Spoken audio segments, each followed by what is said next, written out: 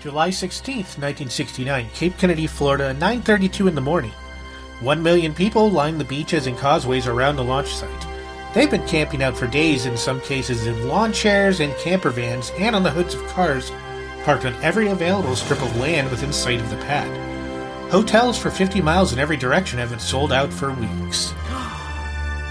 What's going on? Must be a theme park opening. I mean, it's Florida. Fair. Another 500 million people are watching on television. That's roughly 1 in 7 people alive on Earth. The New York Times is running its biggest font in the paper's history on its front page.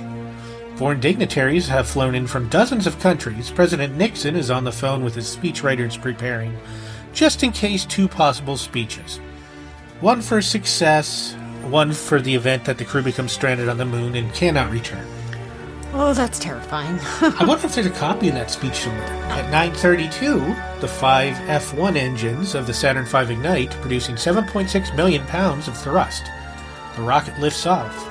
The sound arrives 11 seconds later, not just a sound, a physical phenomenon. A pressure wave that people in the crowd feel in their chests, many of them involuntarily begin to cry. 8 days from now, human beings will have walked on the moon. Welcome to Time Tellers. I'm Renee. And I'm Dan. This is the big one. This is the big one. I've been looking forward to this episode for the entire series, and I'm also aware that Dan has warned me it contains approximately 17 moments where everything almost went catastrophically wrong. At least 17. At least. I have my anxiety blanket ready. Let's go. Before we talk about the mission, I want to talk about the people, because I think the crew dynamic of Apollo 11 is genuinely fascinating, and one of the 3 of them is almost entirely forgotten by history, despite being arguably essential to the whole thing. That always happens, it seems. Neil Armstrong, commander, first man on the moon. The name is so famous at this point that it's become almost abstract, a symbol rather than a person. So let me try and make him a person for a minute. He was born in 1930 in Wapakoneta, Ohio, small town, quiet, Midwestern. He got his pilot's license before he got his driver's license. At 15, he was flying airplanes. He flew 78 combat missions in Korea. He then became a test pilot at Edwards Air Force Base, which in the 1950s and early 1960s was essentially the most dangerous job in the world, flying experimental aircraft that had never been flown before, pushing them to their limits to see what happened.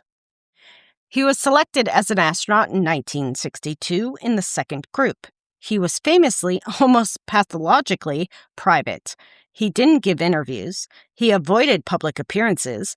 He lived on a farm in Ohio after the moon landing and basically refused to be famous. He thought the attention should go to the program, to the thousands of people who made it possible, not to him personally. He was also, and this is important and underappreciated, an exceptionally gifted pilot in a way that was specifically relevant to this mission. He'd already saved his own life once in a lunar landing research vehicle, a bizarre contraption called the flying bedstead that simulated landing on the moon. When it went haywire and he ejected with literally half a second to spare before it crashed and exploded. He walked back to the office afterward and started doing paperwork. Nobody found out about it until a colleague saw the incident report by accident. He ejected from an exploding helicopter rocket thing with half a second to spare and then went back to his desk. That's Armstrong. And the reason it matters for Apollo 11 is that he was specifically selected as commander in part because NASA believed he was the person most likely to be able to land that lunar module manually if the computers failed. That wasn't a small consideration. Buzz Aldrin, lunar module pilot, second man on the moon. A man who history has treated somewhat unkindly, I think by defining him primarily in relation to Armstrong as the other one, the second one, the consolation prize. Buzz Aldrin has a PhD from MIT in orbital mechanics. His doctoral thesis, written in 1963, was on techniques for rendezvous between spacecraft. These techniques were used in the Apollo program. He is, by any reasonable measure, one of the most brilliant aerospace minds of his generation. He also walked on the moon and has spent the 50-plus years since then being very public about his experience, his struggles, including with depression and alcoholism, and his advocacy for space exploration. Correct me if I'm wrong, but isn't he the one who punched the reporter or somebody who said there was no such thing as the moon landing? Yeah. Yes. He described the lunar surface as magnificent desolation, which, as someone who teaches writing, I want to spend a moment on. That's a perfect two-word sentence. It holds a contradiction. Magnificent is an expression of awe. Desolation is an expression of emptiness and loss. It holds them simultaneously without resolving them. That's exactly right. That is what standing on the moon looks like, I assume, as somebody who's never stood on the moon. That you recall. It's a better quote than Armstrong's. Armstrong would probably agree somewhat reluctantly. And Michael Collins, command module pilot, the one who stayed. Michael Collins is the most underappreciated figure in the entire Apollo program. While Armstrong and Aldrin were on the surface, Collins stayed in the command module Columbia, orbiting the moon alone, completely alone. Every time he passed to the far side of the moon, which blocked all radio communication, he was more isolated from any other human beings than any other person in history. More isolated than any explorer, any sailor, any prisoner, any castaway. Absolutely alone on the other side of the moon, with no contact possible. Aw. And the world's reaction to this was, poor Michael, he didn't get to walk on the moon. Collins later wrote, with enormous good humor about it, that he felt not lonely, but rather what he called awareness, anticipation, satisfaction, confidence, almost exultation. He said, I like the feeling. Outside my window, I can see stars, and that is all. Where I know the moon to be, there's simply a black void. He was fine. He was more than fine. He was also essential. Without Collins maintaining the command module in working condition during those 20-plus hours, Armstrong and Aldrin had no ride home. The most important person on that mission may have been the one who stayed in the car. That's a slightly reductive way of putting it, but it's not wrong. I'm an English teacher. I simplify things. The launch is flawless. The translunar injection burn puts them on course for the moon. 3 days of travel, longer in some ways than Apollo 8 because they know what's coming. Shorter in others because they have more to do. System checks, navigational updates, television broadcasts that the networks are carrying live. July 19th, they enter lunar orbit. On their third orbit, the lunar module named Eagle undocks from the command module Columbia. Armstrong and Aldrin transfer into the Eagle. Collins watches them pull away. He'll see them again in 24 hours, or he just won't see them again at all. Oh, then that'd be a lonely trip back, wouldn't it be? Right? At what point do you make the decision to just leave them behind? Ooh. Can you, drop them a bag of snacks or something up there? Yikes. And then the Eagle begins its descent to the lunar surface, and almost immediately, things start going wrong.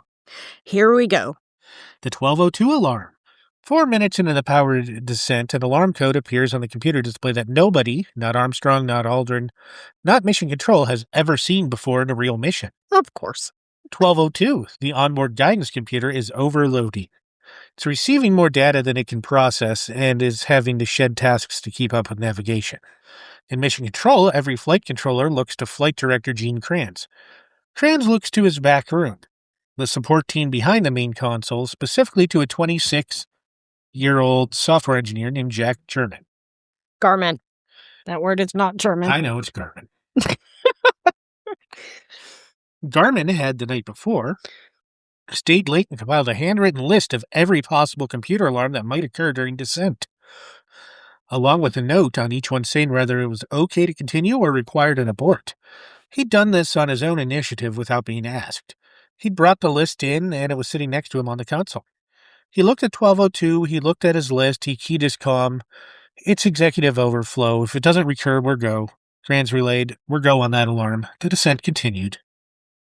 Lists are good. That's a little shout out for my coworker who loves her list.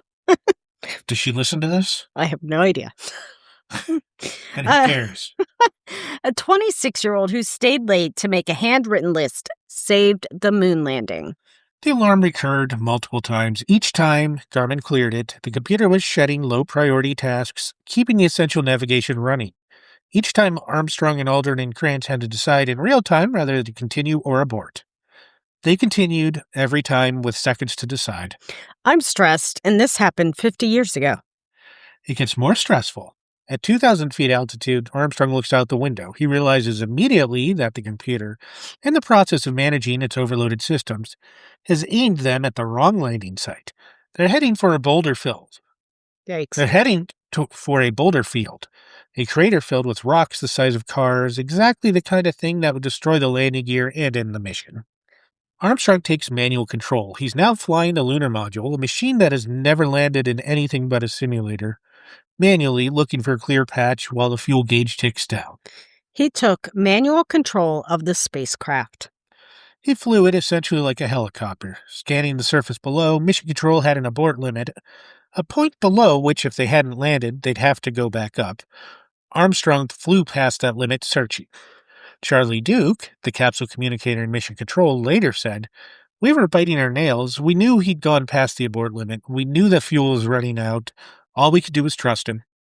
Armstrong found a clear patch. He brought Eagle down slowly.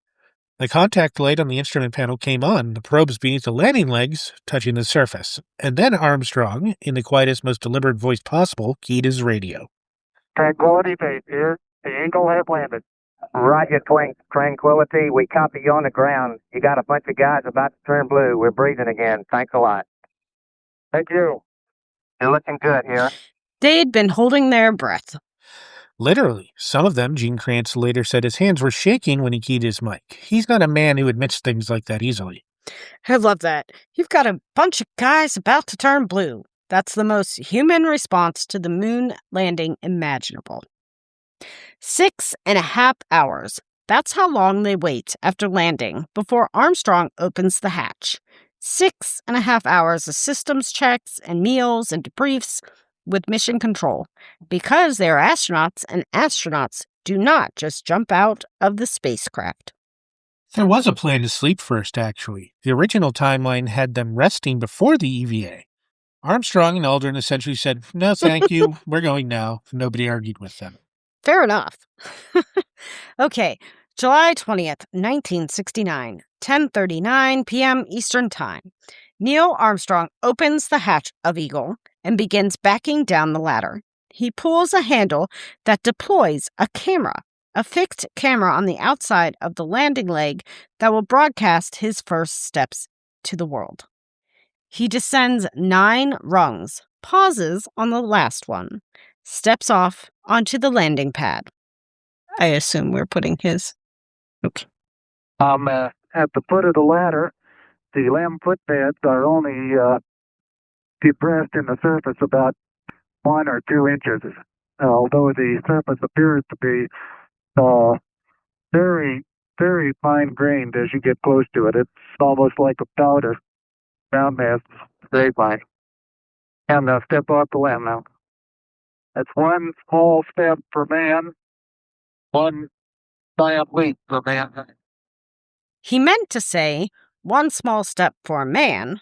The word a, one single syllable, is missing, and the sentence technically doesn't make grammatical sense without it, because man and mankind mean the same thing. He was annoyed about it for years, genuinely, substantially annoyed.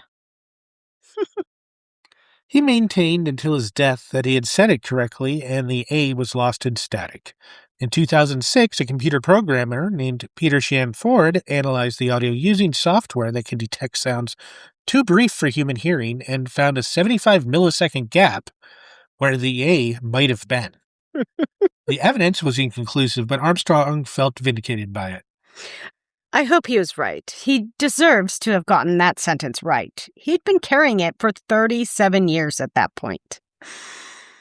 The weight of being the first. About 20 minutes after Armstrong, Buzz Aldrin follows him down the ladder. He steps off, looks around, and says, "Magnificent desolation." I keep coming back to that phrase. Armstrong's line is the famous one. It's the one in the history books. But magnificent desolation is, I would argue, more honest. It captures something that Armstrong's careful PR-ready statement doesn't. The moon is not a triumph. The moon is not a beginning.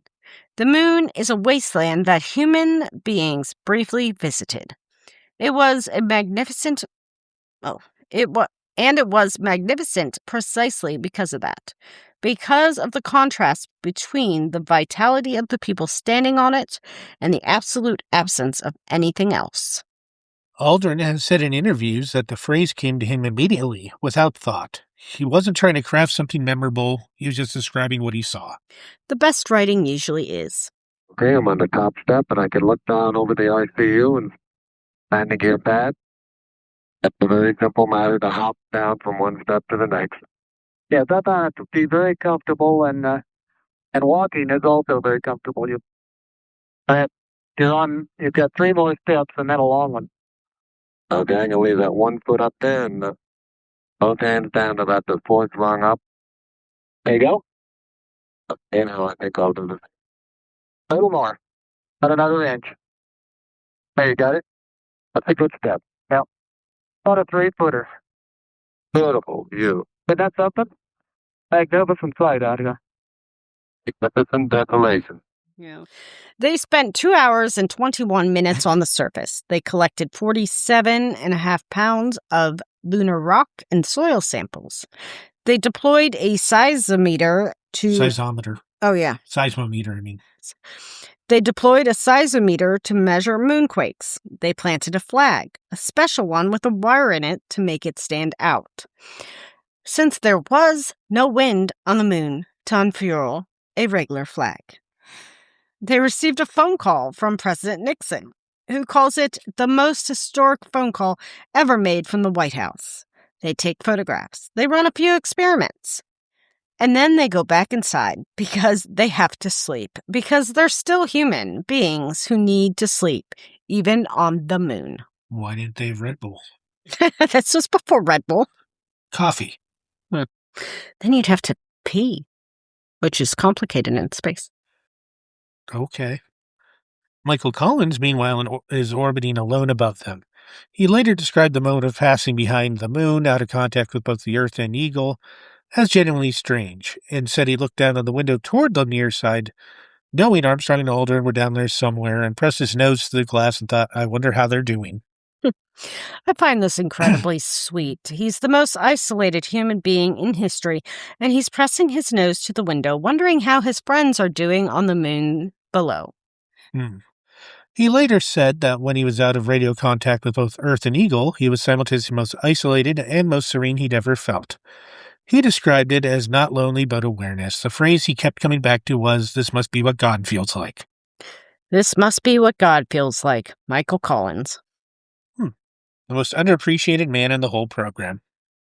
Here's something that doesn't get talked about enough. Leaving the moon is more dangerous than landing on it. Landing, at least you can see the surface, you can abort, you can make adjustments. Launching from the moon, specifically launching the ascent stage of the lunar module, using a single engine that has never been tested on the surface before and cannot be restarted if it fails, is a binary proposition. It works or it doesn't. And if it doesn't?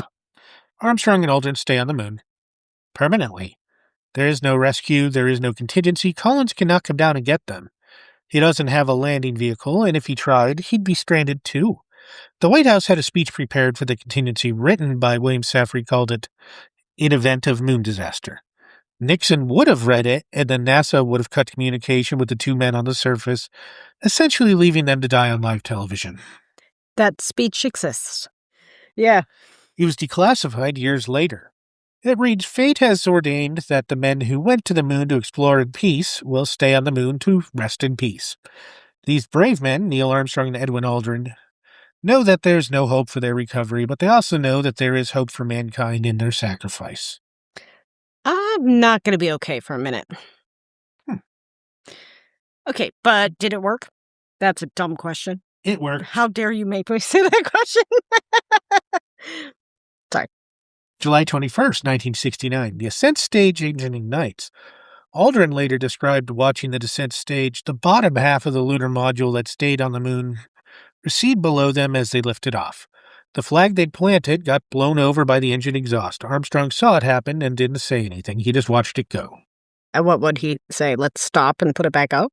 No. They rendezvous with Collins in Columbia.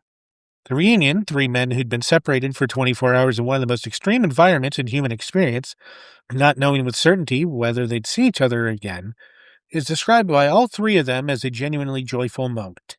Collins later said he'd never been so happy to see anyone in his life. I bet. 3 days back to Earth, splashdown, July 24th in the Pacific, 950 miles southwest of Hawaii. Picked up by the USS Hornet. Quarantined immediately. NASA was genuinely concerned whether moon microbes were a risk, which in retrospect seems quaint, but at the time was a real scientific question for 21 days. Nixon was on the recovery ship. He greeted them through the window of the quarantine trailer. He kept calling it the greatest week in the history of the world since the creation, which, even given the moment, was perhaps a bit much. Borman, who heard about it later, reportedly said something fairly unprintable. Frank Borman, always keeping it real. I want to talk about what this actually meant. Not the engineering, not the politics, what it meant to people. Because I think there's something important in the public response to Apollo 11 that gets lost in the technical storytelling. Go. The world tour after the quarantine. Armstrong, Aldrin, and Collins went on a 38-day, 25-country world tour. And Collins, who wrote the best memoir about it, described something that he found genuinely surprising. He expected people to say, "Congratulations, America," or "Congratulations, you," and some people did. But the overwhelming response across cultures, across languages, across political systems was, we. We did it. We went to the moon. He describes hearing it in every country, in France, in Nigeria, in Japan, in Mexico. We did it. And I find that so significant because the space program was in many ways the most American nationalist thing imaginable. It was Cold War competition, it was American money and American rockets and American astronauts. And yet, the world received it as a human achievement, as something everyone on Earth did together, by virtue of being human. Philosopher Hannah Arendt wrote about Apollo 11 in that moment. She described it as the first genuinely world event, something that every human being alive participated in by existing. Dan, I have to ask, is it your favorite moment in American history? I'm going to invoke my right to not answer on the grounds that the answer is embarrassing. It's absolutely his favorite moment in American history. He actually cried writing this episode. He won't admit it, but he did. I did not cry writing this episode. He cried a little. Next episode, the missions people forget. Apollo 12 gets struck by lightning before it leaves the atmosphere. Apollo 14 has an old man playing golf on the moon. I'm not making any of this up. Every word of that is true. So keep asking questions. And keep looking up. Keep listening to us. Bye!